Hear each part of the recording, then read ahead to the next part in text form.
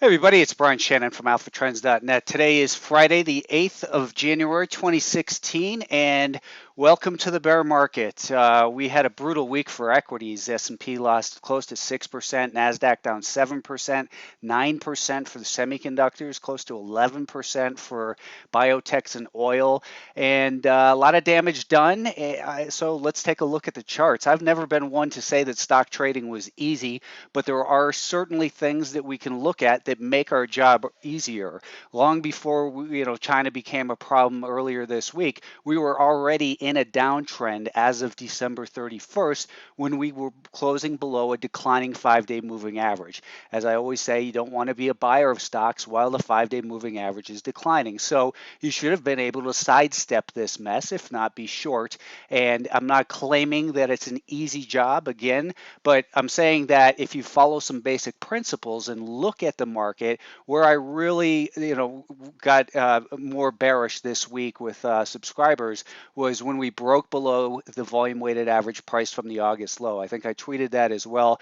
But at that point, I said, we're in a bear market. The psychology that this was a bottom, basically what we're saying when we look at the volume weighted average price from that event is that the average price that the S&P 500 traded at is represented by this purple line.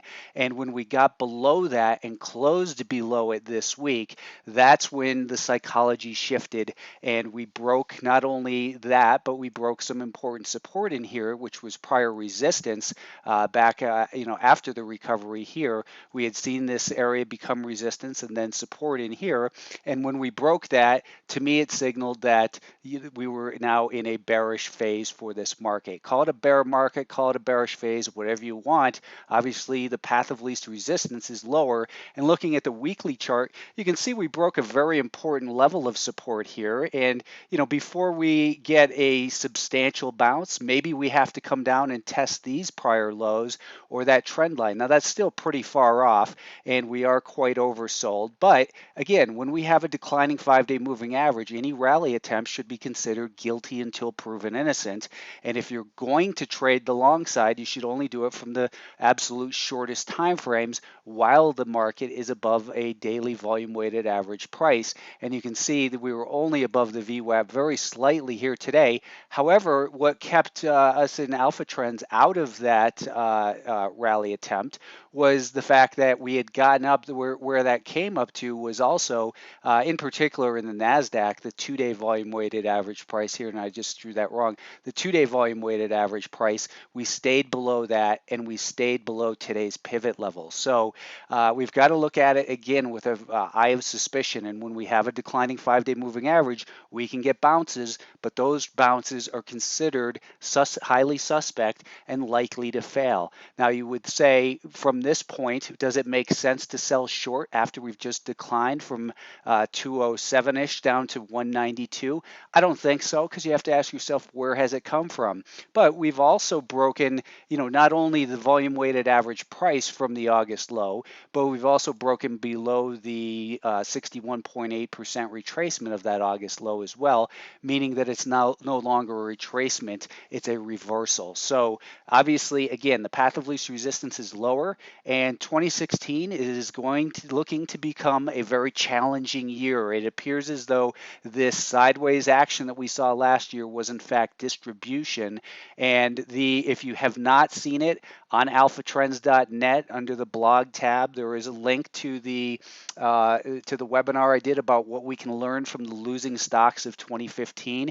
We went over probably 30 different stocks to say here are some good examples of what to avoid in 2016. And if you've seen it, maybe you look at it again, because there's a lot of valuable information in there about how to avoid getting your ass kicked like a lot of people did this week. So next week, we're still guilty till proven innocent. We're likely to bounce at some point, and I say we're still going to be in a bearish market overall as long as we remain below about 202. If we get bounces, they should be considered as bounces that are likely to fail and then continue lower. That's not a projection. That's an example of what I'm talking about here.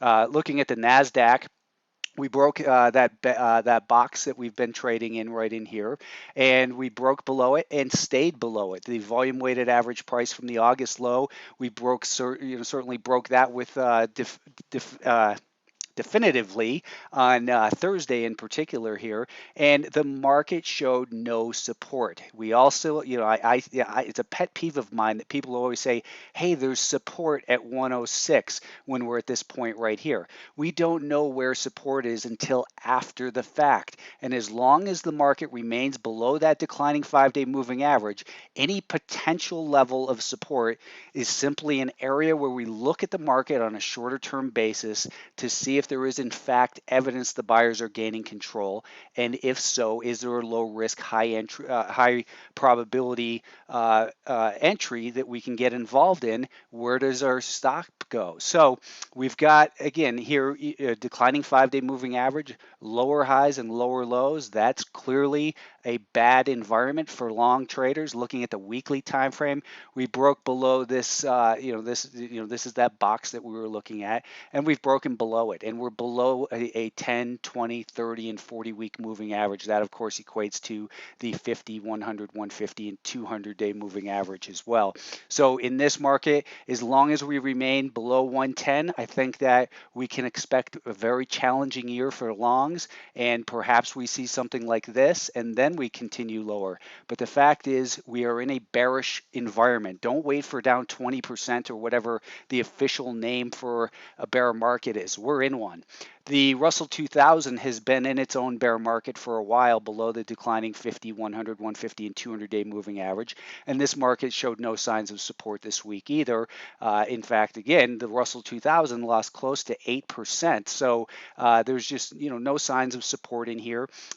This prior low did not hold. I'd also mentioned and tweeted about the measured move that if you take this high over here, let's just call it 120 down to this low of 110, and then 115, it would measure down to 105. And I said, the measured move is basically point A to point B, then you have point B to point C here. You subtract the height of A to B from point C, and that gives you an objective. It doesn't mean, as I said, that that's where you look, where you buy stocks, but when it gets down to 105, maybe you get less aggressive with shorts, and you say, okay, now I want to look for evidence that the buyers are actually gaining control. And as it got down to 105, what was the evidence? The evidence was we were still declining, and we're still below a declining 5-day moving average, so we remain guilty till proven innocent. If we get rallies next week, look for them to stall out near the declining 5-day moving average.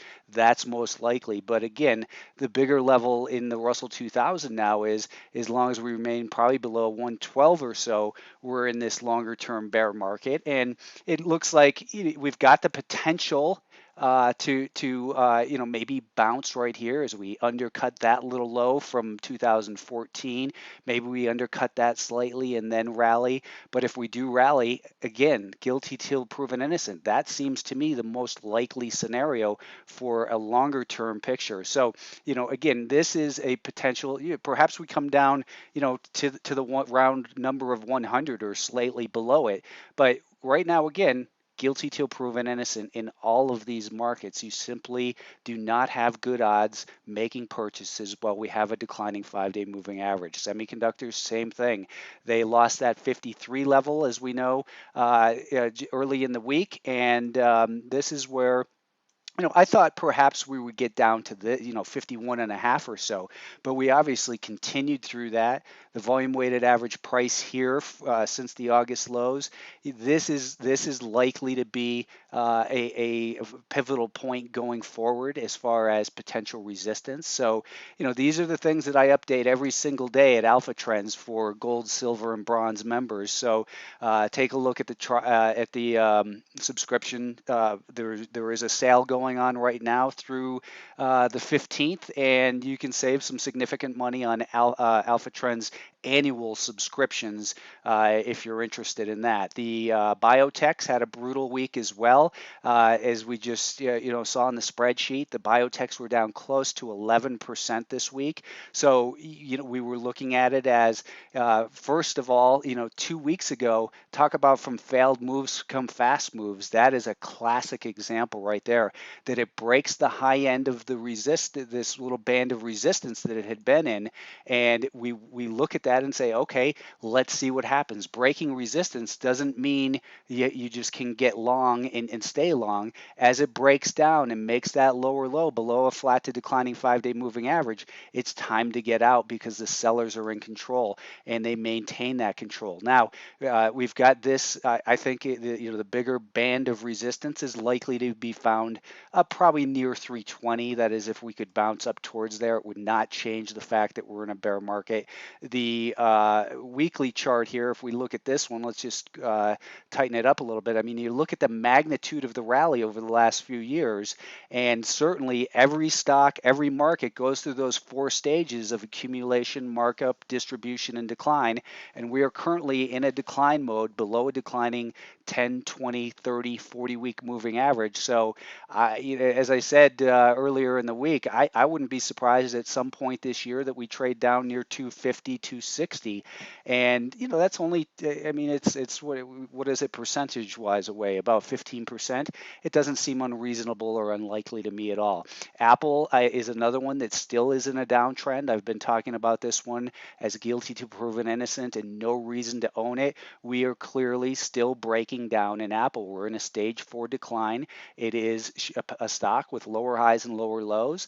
It's a good company. They got good products. I think they're overpriced, but the point is they make a lot of money, but that's not good enough for the dynamics of supply and demand, which rule the publicly traded markets like equities and ETFs. This stock broke below the volume weighted average price from the August low back in early December, mid-December, and it's been continuing its decline since then. Now, in this stock, I'd also tweeted about a potential area of support. If you take the measured move in this stock, that it would indicate down towards 96 and change. Now, when I talk about that as a potential turning point, it's only a potential place where this stock, which is gotten pretty oversold, has the potential to bounce. It does not mean I'm calling for a bottom. There is no way I'm going to try to call bottoms in these stocks. Although you look at it and say, where has it come from? Where does it have the potential to go? And then you look down at a shorter term time frame and you say, is there any evidence that the buyers are gaining control? The stock was up 53 cents today. Does that change anything? Not at all. We still have a pattern of lower highs and lower lows below a declining 5-day moving average. So it's still guilty till proven innocent. The buyers have not done anything to prove that they're taking back control in here, and we have to treat it still as guilty till proven innocent until we actually have evidence. So you can look at all kinds of things, and try to justify to yourself why this is where the market should bounce. Maybe it's because the 50% retracement of this rally, or maybe you could say that it's because this prior peak, that prior resistance will become support. But the fact is, until we have actual evidence that support is being found, we have no business buying the stock. Not even that it's just finding support, but it's finding support and then turns to a pattern of higher highs and higher lows. A lot of damage done across the board. Even a big stock like Amazon that has been the market favorite. From this failed breakout came this fast move lower. I could go on and on and on with examples. Here's oil closing. Why did it do that? Oil close, new closing low for the year. And if we look back to the weekly time frame here, we can see that it's closing in on these lows, or might have even gone below them from the 2009 lows. So it continues to be a very difficult environment for longs. There's no such thing as down too much as long as there's still sellers out there. And you've got to think that there's a lot of forced liquidations. There's panic, certainly, but there's no evidence of support, and you've got no business buying until we start to turn higher. Know your time frame, what your risk is, and your risk tolerances. Hopefully I can help you at Alpha Trends. Thanks for tuning in.